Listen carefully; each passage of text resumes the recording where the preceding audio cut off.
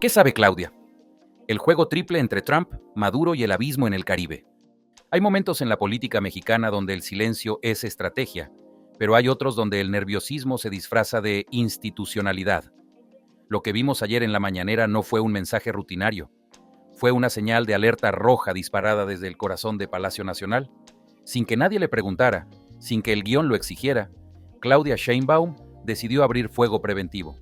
¿La razón? Una información privilegiada, de esas que queman en las manos y que solo llegan a través de cables diplomáticos de alto nivel o llamadas que no se registran en la agenda pública. Para entender por qué Sheinbaum está invocando frenéticamente el principio de no intervención, hay que mirar hacia atrás, específicamente al viernes 5. El encuentro en el Kennedy Center de Washington no fue solo por el sorteo del Mundial. Fue el primer cara a cara real entre Claudia y Donald Trump, con el canadiense Mark Carney como testigo. Hasta ese día, Sheinbaum había logrado lo imposible: domar a la bestia republicana vía telefónica. Más de 14 llamadas evitando la trampa del 1 a 1 en el despacho oval, ese lugar donde Trump suele devorar políticamente a sus visitantes. Pero el idilio telefónico se acabó. Lo que Trump le dijo en persona sobre Venezuela parece haber cambiado el clima en la Ciudad de México. La realidad es innegable. Estados Unidos ha iniciado el mayor despliegue naval de su armada en el Caribe. No es un simulacro. La ofensiva de Trump contra la dictadura de Nicolás Maduro ha pasado de la retórica de Twitter a la presión del acero en el mar. Ante la inminencia de lo inevitable, Sheinbaum se aferró al manual de la 4T. Reiteramos la posición de México: no intervención, no injerencia extranjera, autodeterminación de los pueblos. Un discurso que suena a diplomacia clásica, pero que en el contexto actual huele a pánico. Sheinbaum incluso se atrevió a lanzarle un dardo a las Naciones Unidas, pidiéndoles que asuman su papel, como si buscara un escudo internacional que proteja al régimen de Caracas y, de paso, la postura de México, de la bota de hierro que Trump está por dejar caer. Pero si Claudia esperaba que su declaración pasara como una neutralidad valiente, la respuesta desde el Capitolio fue un balde de agua fría. La congresista María Elvira Salazar no se guardó nada y desnudó la hipocresía del discurso oficialista. Salazar fue quirúrgica al exponer las contradicciones de la no intervención mexicana. Financiamiento a Cuba. ¿Cómo hablas de no intervención mientras inyectas $3,000 millones a la tiranía castrista? Esclavitud moderna. El pago de $100 millones por médicos cubanos que solo ven el 5% de su sueldo. Desprecio a la democracia. El silencio sepulcral de Sheinbaum ante el Premio Nobel de María Corina Machado.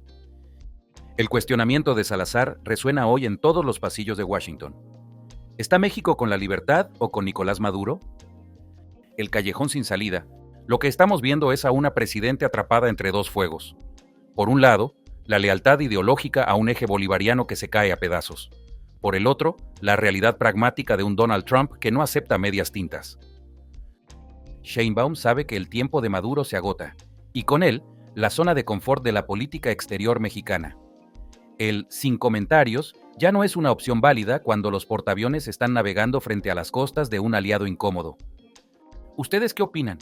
¿Es realmente neutralidad lo de Claudia? ¿O es un intento desesperado por salvar a un dictador antes de que Trump tome la decisión final?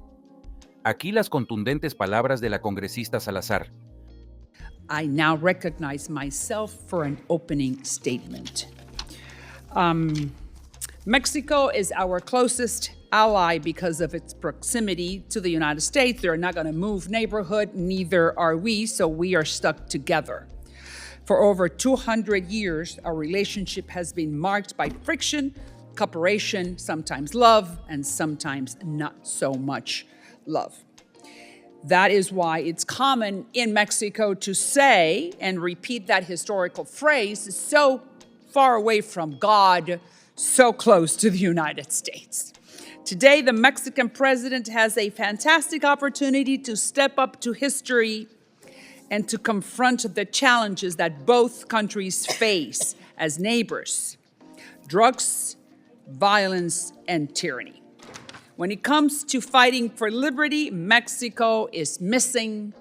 When it comes to fighting the war on drugs, they can do much more, although we recognize that they are cooperating extensively with the United States.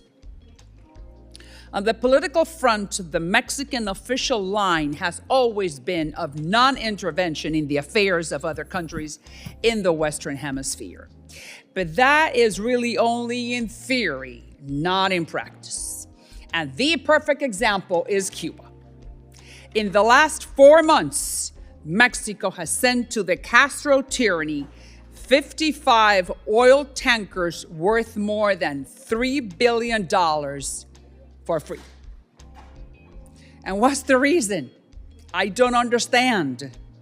It only helps the tyranny to continue subjugating the Cuban people.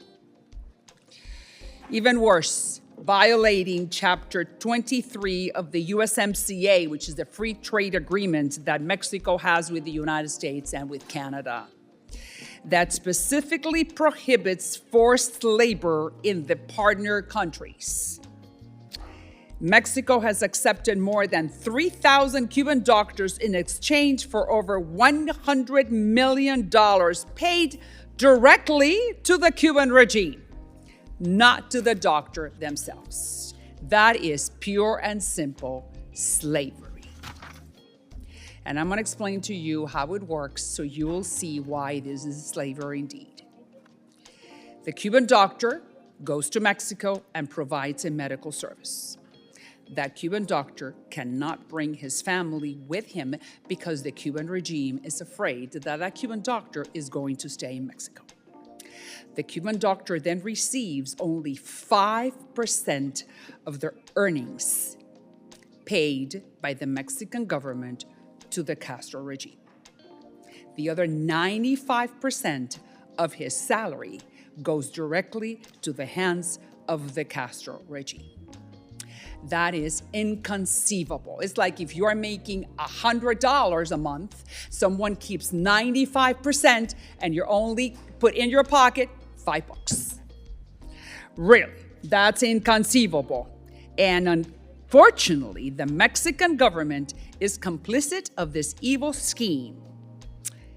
Why can't they just pay directly to the guy, to the Cuban doctor?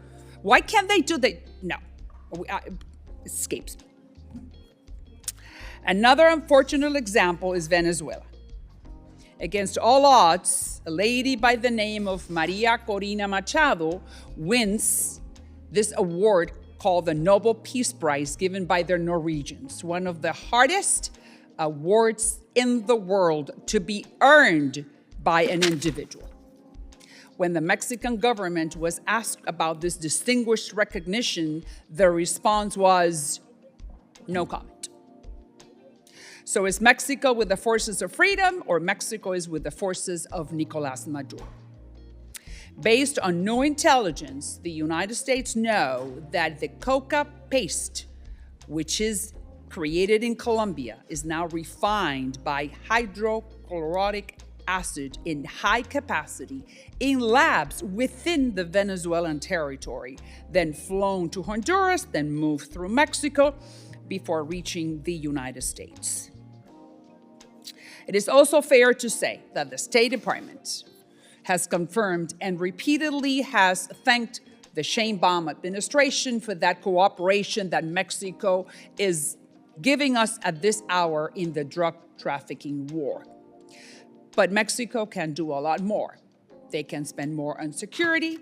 They can improve the timeliness and accuracy of the intelligence they share with the United States. They can capture and put in prison the big mafia bosses of the Jalisco Nueva Generación and the Sinaloa cartel, who, as according to news reports, they walk the streets of Jalisco freely with no consequences. To Mrs. Sheinbaum, the president of Mexico, this is a crucial moment for us as neighbors. Mexico has you, the first female president, who can rise to the challenge of leadership. Mexicans are the largest Hispanic group in the United States. And I, Maria Salazar, representing District Number 27 in Miami, I'm the strongest supporter in the United States Congress of Mexicans with paper and without papers, because I have introduced the Dignity Act, which is to bring out of the shadows millions of the Mexicans immigrants who are in this country, who are working hard, who are giving us their labor, who have not committed a crime, who are very good part of our society and our communities. I want to give them a better life. But I also call on their president, President Sheinbaum, to rise to the challenge, to stand for democracy in Cuba and in Venezuela, and to stand for justice and show a stronger hand when it comes to deadly drugs poisoning both our nations. The Western Hemisphere needs leaders, not bystanders. And Mexico is very important to us not to sit on the sidelines, but to be a powerful neighbor and continue working with us. Recuerda que puedes hacer tus donativos vía PayPal. Encuentra la información respectiva en la caja de comentarios. Gracias a ti, este canal sigue activo.